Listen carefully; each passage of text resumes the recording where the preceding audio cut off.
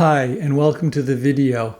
In this video, I will explore two different aspects of human existence, doing and being, and how meditation can help us touch into our essential being. Stay to the end of the video while I will share a meditation practice that directly reveals your essential being. The doing mode is the analytical and logical aspect of existence, focusing on achieving goals and solving problems. On the other hand, being, which is not really a mode, is our essential nature. Before I go on, I want to let you know that in the description below, I have a link to a free ebook that takes you through the entire process of awakening to your essential being. The ebook is free for a limited time. Okay, so let's go on. We are called human beings, but we act like human doings. Many of us are often caught up in the cycle of doing and becoming, always striving for the next thing and overlooking our essential being. There's an imbalance between the doing and the being. Although growing, there's still little emphasis on awareness and being. I'm not saying that we should abandon doing, but rather bring doing and being into harmony. Again, at the end of the video, I will share how the yin-yang symbol teaches us this. Let's explore the two different modes in a little detail. We're all very familiar with the doing mode, as many of us spend most of our time, if not all of our time, solving problems and engaged in activities. On the other hand, being refers to the core, unchanging nature of our existence beyond identities and activities. It is labeled with words such as presence, awareness, pure consciousness, but no words are adequate. It is the innermost core of ourselves that is free from the fluctuations of thought. It is not limited by the ego or individual personality and encompasses a sense of non-separation with all of life. From the point of view of being, there is no others. There is just itself and an absence of otherness. It is what we know of as love. Practices like meditation and prayer help us access and embody this essence. Most human beings are not balanced between doing and being. We have gone into doing mode to the extreme. The connection with being is weak. Lost in thinking and in doing, most humans eventually become frustrated and unhappy because they realize the futility of all this doing.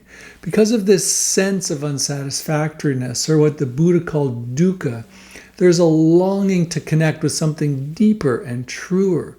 This is why we listen to talks such as this on YouTube and go to meditation groups. We are caught in a never-ending cycle of doing and overlooking our deepest nature of being. We often believe that our happiness is contingent on our actions and accomplishments, so we're always seeking to reach a better destination. However, this mindset overlooks our essence. Even spiritual seekers often ask what they must do to reach their essential being, but this approach is futile. The idea of needing to do something to just be is ultimately pointless. We encounter our essential being in many ways. For example, when faced with a life challenge, with death, illness, or some other setback, or through meditation or prayer, or simply by accident. Sometimes we are simply forced to listen. For example, we may encounter some illness or challenge in life that limits our ability to do things. And in those moments, we are forced to just be. We may start with a glimpse of the essence of our being. Perhaps the death of someone close to us forces us to confront the impermanence of life, including our own mortality. When faced with the inevitability of death, doing often seems much less important, and we surrender into being. At times, we may stumble upon our essential being unexpectedly by accident. We may have a profound moment where our essential being is simply seen. This may occur in a moment when we're out in nature or in solitude, or moments of deep connection with another human being, or creative moments like art and music or dance, or even near-death experiences. Even without such challenges or accidental encounters, meditation can be our doorway into being. We can start slowly experimenting with allowing our being to become our default mode, our go-to mode. We can keep reminding ourselves that our essential being is already and always there. We will likely need to do this repeatedly, and it may seem like the hardest work as human beings, just to string a few moments together where we're present, wakeful, and just being. We may wonder why bother. It's so challenging, but the alternative is much worse. We are capable of accessing our essential being, as I've seen in teaching many people to meditate. Formal meditation practices can be seen as a radical act of love, shifting us momentarily from constant doing to asking simple questions like, who is doing all this doing? And ultimately, what knows that all the doing is actually happening?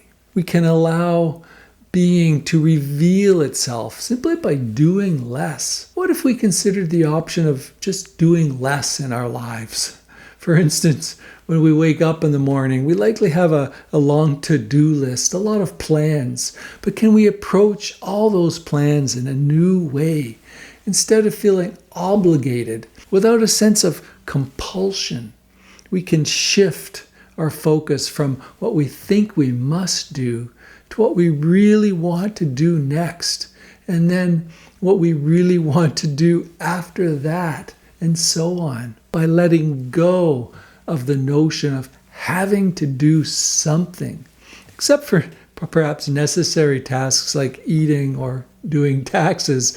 We free ourselves from the constant doing and allow space for being simply to reveal itself.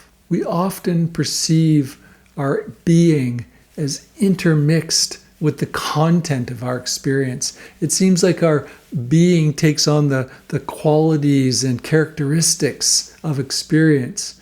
For example, when we say, I am tired, it seems as though our being is conditioned by the feeling of tiredness. In this way, our being appears to be influenced and shaped by the content of our experience. This is not the case. Our being is not tied to any specific conditions or qualities, just as the sky is not limited or affected by the clouds or the birds that appear within it.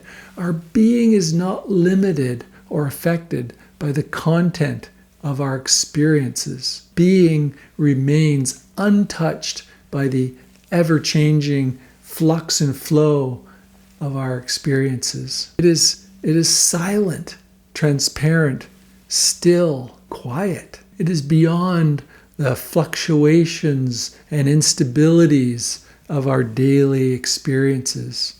By reaching more deeply into our being through meditation, we gradually disentangle it from our experiences.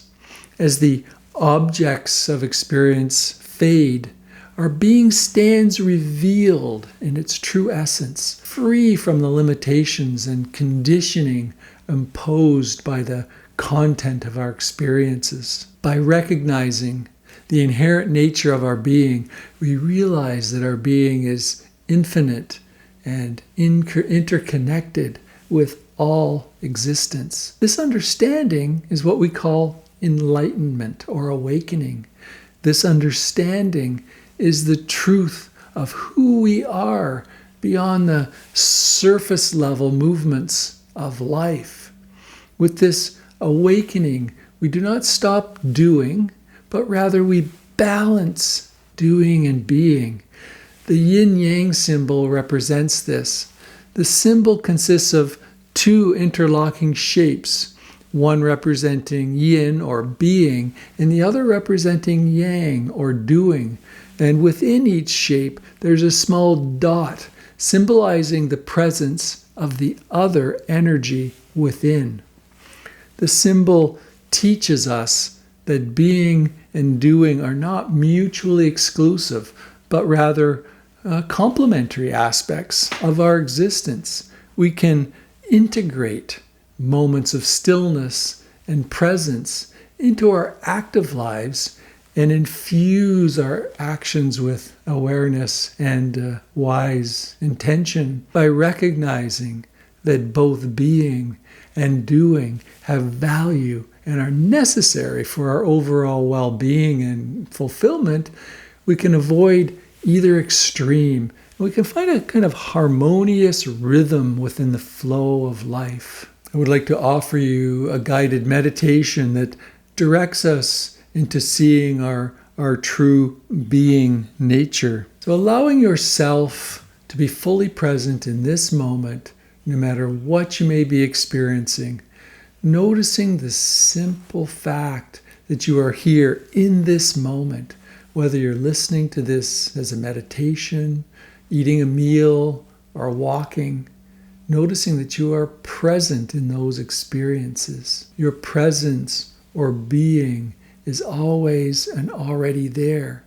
It is simply overlooked and not recognized in your daily life. Usually, the content of our experiences becomes the sole focus of our life, overshadowing our inherent essential being. For example, when we feel anxious, that anxiety consumes our awareness. When we walk down the street, sights, sounds, textures dominate our attention, and our presence or being seems to fade into the background. Meditation allows us to reverse this process. Instead of letting our experiences overshadow our being, we let our being emerge from the background. We don't reject or turn away from our experiences. We simply become less fixated on them. As a result, our being comes to the forefront and the content of our experience shifts into the background. We often perceive our being as intermixed with the content of experience. It seems that our being takes on the qualities and characteristics of experience. When we say, "I am bored," for example, our being seems to take on the qualities of boredom. But in truth, our being has no inherent qualities and characteristics of its own at all. Taking a moment to sink more deeply into your being, letting go of the qualities borrowed from experience. Through meditation, as the details of your experiences fade, just sinking deeper and deeper into your essential being. Your being transcends apparent limitations and reveals itself as infinite and all-encompassing. It is the essence of who you are. It is beyond anything personal. It is impersonal, transparent, silent, infinite. From the perspective of this infinite being, there is no separation. It is the source from which everything derives its existence. In this unity, the absence of otherness, we experience love. Love is the nature of infinite being, or what some may refer to as God's being. Thank you for your attention. Again, subscribe to the channel if you haven't already. I appreciate the subscriptions. Hit the like button if you found it helpful. And again, I really appreciate the comments and questions. And remember, I have the free ebook available in the description below. Just click on the link and I'll send you a copy. Thank you again. See you soon.